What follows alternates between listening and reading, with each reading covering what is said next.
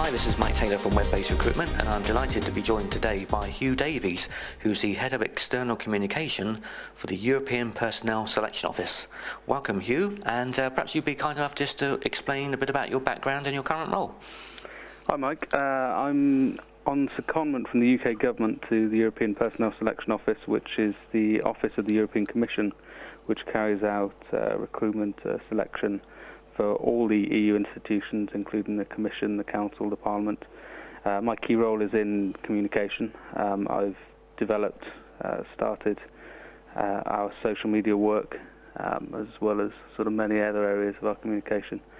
When I was back in the UK, I was on the civil service fast stream. I worked as a private secretary to a couple of ministers and worked in energy and environment policy, so quite a wide-ranging background, but not particularly focusing on social media. So this has been a learning experience. Right, so quite a varied background.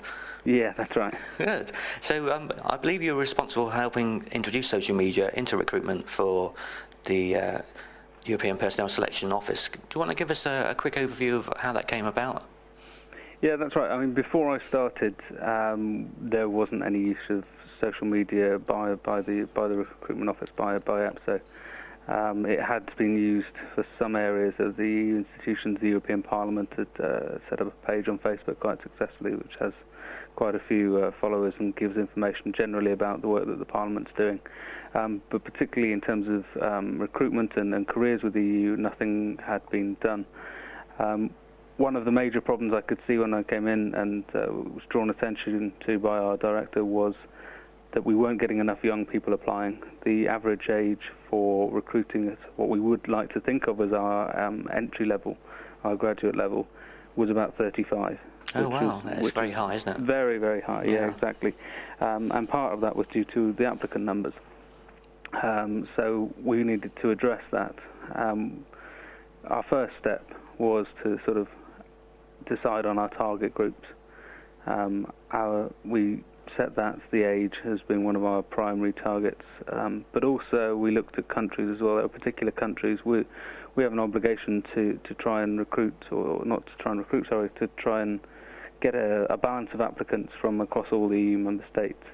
And there are about half a dozen countries where we consistently, frequently didn't get enough applicants. So we call those our target countries. And then we went about setting up a sort of employer value proposition based around the positive things that the EU institutions have to offer, and then a new brand based around that, which we could use on social media. We then looked to which channels are best used in those countries where we wanted to aim, and with those groups we wanted to target at. Facebook and Twitter, obviously, were the ones that stood out, right. And those are the two that we started our efforts with. Okay, and I suppose you've got the extra challenge of different languages as well, haven't you? That's right. I mean, we have an obligation to provide all our information at some point, somewhere, in 23 languages. So the main part of our website is it's not very good looking, but it has yes. it has the information there in 23 languages. We needed to adapt that to social media because you can't run a social media presence in 23 languages without a massive resource, a big team, which we don't have. The three languages that we use to assess candidates or applicants who apply for our different roles are English, French, and German. So we made the decision early on that our first sort of Facebook page would be run in 3 different languages. Right. And the EU careers page is run like that.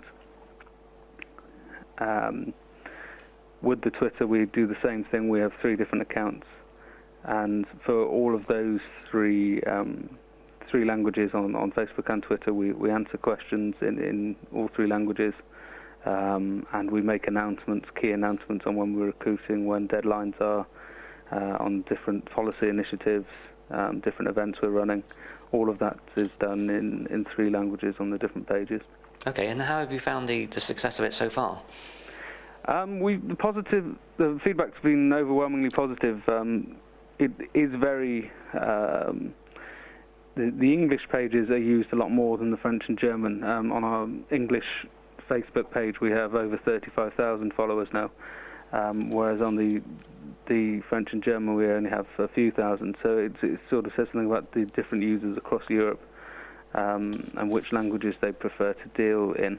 But no, we've had excellent feedback about how it's made the process more open.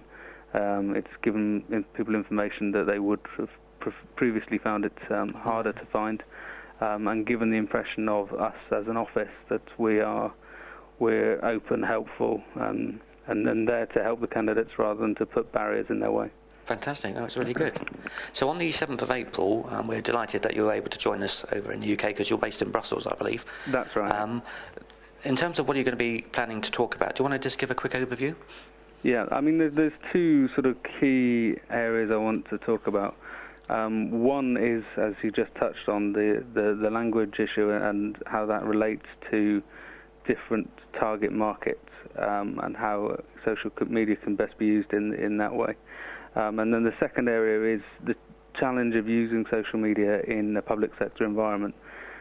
We have different restrictions on us, different obligations that people might not meet in the private sector. So I'm just going to talk a bit about how we've tried to overcome those. Right, so it was a bit of a long road, was it? Not always long, but always difficult. Right, okay. Well, I'm sure there'll be plenty of people in the audience be delighted to hear what you've been through. That will help them in the future going forward. Great. So Huw, thanks very much for your time. Look forward to seeing you on the 7th of April. And I'll let you go back to your Facebook, your Twitter, and your social media. Brilliant. Thanks, Mike. Thanks then. All the best. Bye-bye. Bye.